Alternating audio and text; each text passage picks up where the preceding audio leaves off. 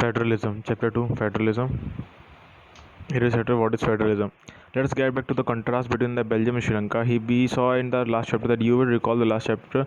One of the key changes were made in the constitution of Belgium was to reduce the power of central government and to give these powers to the regional government. Regional governments existed in Belgium even earlier. They had their roles and powers, but all these powers were given to all these governments and could be withdrawn by the central government.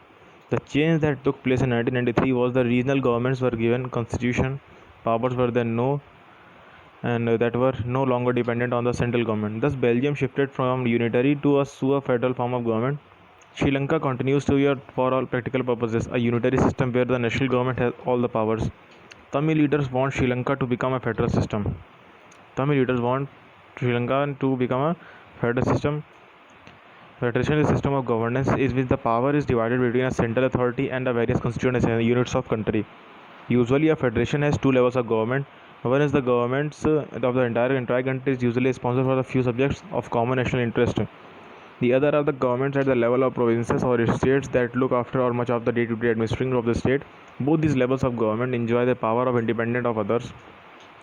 In this sense, federation are contrasted with many unitary governments. Under the unitary system, what happened that either there is only one level of government or the subunits or subordinate of the central government. The central government can pass on orders on the provincial and the local government, but in a federal system, what happens? Central government cannot order the state government to do something. The state government has the power to its own, which is not answerable to central government. Both these governments are separately answerable to the people. Let us look at some of the key features of the federalism. There are two or more levels of the tier of the government. Different tiers of the government govern same citizens, but each tier of its own jurisdiction in a specific matter of legislature, legislation, and administration. The jurisdiction of the respective levels of tiers of government and that specified in the constitution, so that existence and authority of each tier of government is constitutionally guaranteed.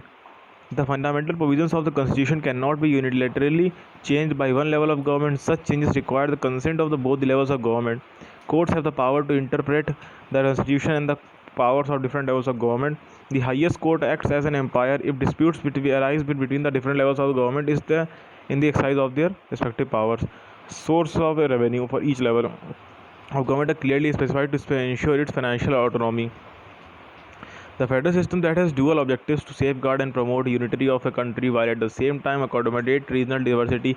Therefore, two aspects are crucial for the institutions and the practice of federalism. Government at a different levels should agree to some rules of power sharing. They should also trust that each other would abide its power of agreement. An ideal federal system has both aspects, mutual trust and agreement to live together. The exact balance of power between the central and the state government varies from one federation to another federation. This balance depends mainly on the historical context in which the federation was formed.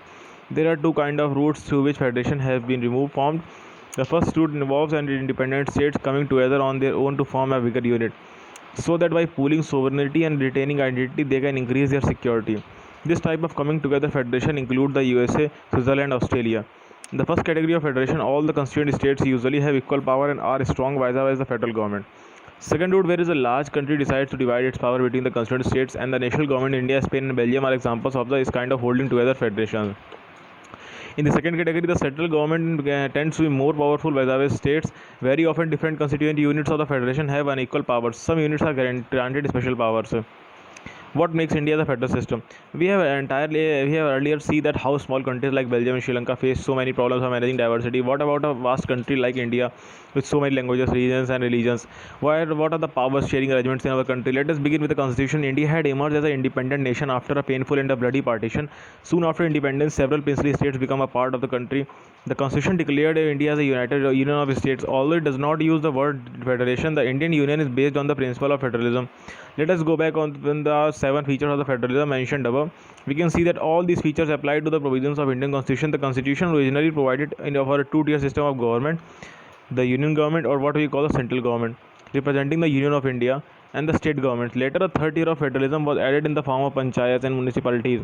As in any federation, these different tiers enjoy separate jurisdiction. The constituency clearly provides a threefold distribution of legislative powers between the union governments and the state governments. That it contains 3 lists. Union list, it includes subjects of national importance such as defense of the country, foreign affairs, banking, communication and currency. They are included in the list because we need a uniform policy of these matters throughout the country. The union government alone can make laws relating to the subjects mentioned in the union list. state list contain the subjects of state and local importance such as police, trade, commerce, agriculture, and irrigation. The state government alone can make laws relating to the subjects mentioned in the state lists. Concurrent lists including subjects of common list wherein the both union and government as well as the state governments such as education, forestry, trade unions, marriages, adoption, and succession. Both the union as well as state government or can make laws on the subjects mentioned in this list. If their laws conflict with each other, the law made by the union government will prevail. What about subjects what to do fall in any of the list? Or subjects like computer software that came up after the constitution was made. According to our constitution, that the union government has the power to legislate on these residuary subjects. We noted above the most federation that are the found by the holding together do not give equal powers to its constituent units. Thus, all the states in the union do not have its identical power. Some states enjoy a special state. Jammu and Kashmir, its own constitution. Many provisions of Indian constitution are not applicable to this state. Without the approval of the state assembly, Indians who are not permanent residents of the state cannot buy land or house here. Similar special provisions exist for some other states of India as well as. There are some units of the Indian Union which enjoy very little power. There are areas which are too small to become an independent state but which could not be merged with any of the existing states. These areas like Chandigarh or Lakshadweep or the capital city of Delhi are called union territories. These territories do not have the power of a state. The central government has special powers to running their areas. The sharing of the power between the union government and the state government is basic to the structure of the constitution. It's not easy to make changes to this power sharing arrangement. The parliament cannot on its own change in this arrangement. Any change to it has to be first passed by both the House of Parliament with at least 2/3 majority. Then it has to be ratified by the legislature of at least half total states. Judiciary plays an important role in overseeing the implementation of constitutional provisions and procedures. In case of any dispute about the division of powers, the High Court and the Supreme Court make a decision, and the union and state governments have the power to raise resources by the laying taxes in order to carry on the government and responsibilities assigned by each of them. Now, it is an Indian map which is showing that all territories divided in India. How is federalism practiced? Constitutional provisions are necessary for the success of federalism, but these are not sufficient. If the federal experiment has succeeded in India, it is not merely because of these clearly laid out constitutional provisions. The real success of federalism in India can be attributed to the nature of democratic politics in a country. This is ensured by the spirit of the federalism, respect for diversity, and desire for living together became shared ideas in our country. Let us look at some of the major ways in which it happened. Linguistic states. The creation of the linguistic state was my first and the major test for democratic politics in our country. If you look at the political map of India when it began the journey as a democracy in 1947, that of 2017, you will be surprised by the extent of these changes. Many old states have vanished and many new states have been created. Areas, boundaries, and names of the states have been changed. In 1947, the boundaries of several old states of India were changed in order to create new states. This was done to ensure that people who can speak the same languages lived in the same state. Some states were created not on the basis of language but to recognize difference based on the culture, ethnicity, or geography. These include states like Nagaland, Uttarakhand, and Jharkhand. When the demand for the formation of states on the basis of language was raised, some national leaders just raised by the national leaders feared it would be the disintegration of the country, and the central government resisted linguistic states for some time. But the experiences has shown that the formation of linguistic states actually made the country more united. It has also made administration easier.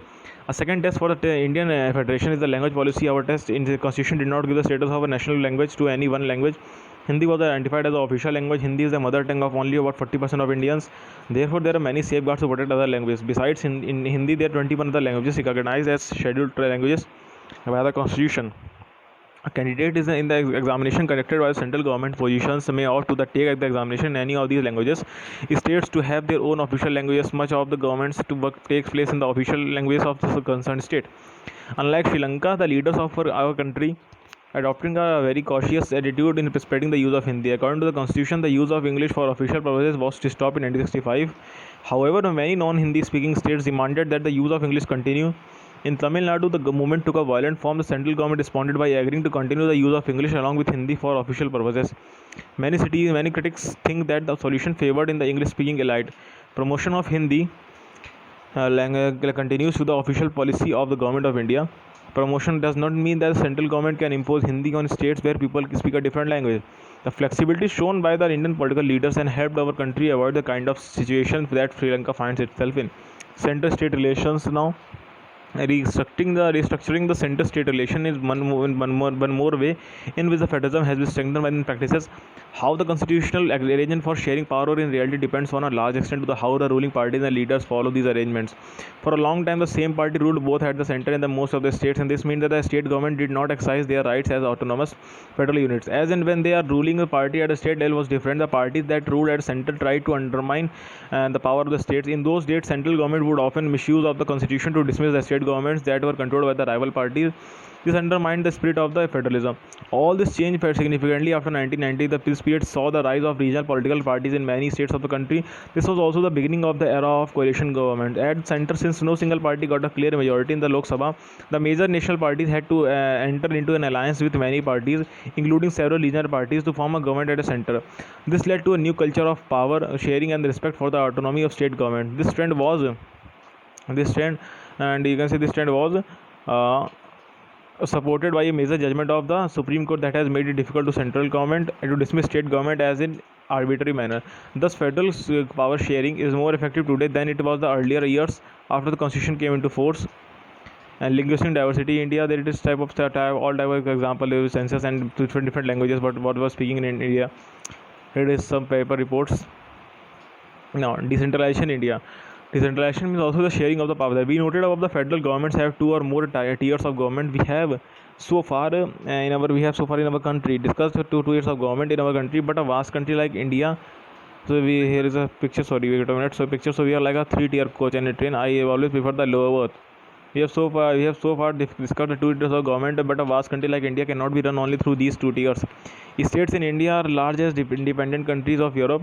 In terms of population, Uttar Pradesh is bigger than Russia, and Maharashtra is about big as Germany. So many of these states are internally very diverse. Thus, is a need of power sharing with these states. Federal power sharing in India need another tier of the government below that of state government. This is the rationale for the decentralization of power. Thus resulted a third tier of the government called local government. When power is taken away from the central and state governments and given to the local government, it's called a decentralization. The basic idea behind the decentralization is that there is a large number of problems and the issues which are best settled at the local level. People have better knowledge of problems in their localities. They have also better ideas on where to spend money and how to manage things are more effectively. Besides, at the local level, it is possible for the people to direct participate in decision making. This helps to include the habit of democratic participation. Local government is the best way to realize one important principle of democracy, namely local self-government. The need for decentralization was recognized in our constitution. Since then, there have been several attempts to decentralize power to the level of the village and towns.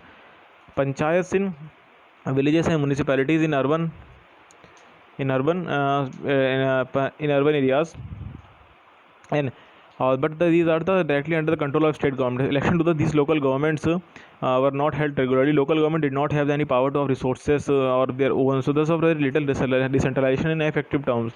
A major step towards decentralization was taken in 1992. The constitution was amended to make the third tier of democracy more powerful and effective. Now it is constitutionally mandatory to hold regular elections to local government bodies. Seats are reserved in the elected bodies and the executive heads of these institutions for the scheduled caste, scheduled tribes and other backward classes. At least 1/3 of all position or reserves are women. An independent institution called State Election Commission has been created in each state to conduct panchayat and municipal decisions. The state government are required to share some powers and revenue with the local government bodies, and the nature of sharing varies from the state to state. Rural local government is popularly known as the name of Panchayati Raj. Each village or a group of villages in some states has a Gram Panchayat. This is a council consisting of several ward members, often called Panch, a president or known as a Sarpanch. They are directly elected by the adult population living in that ward or village. It is the decision-making body of the entire village, and the Panchayats work under the overall supervision of the Gram Sabha.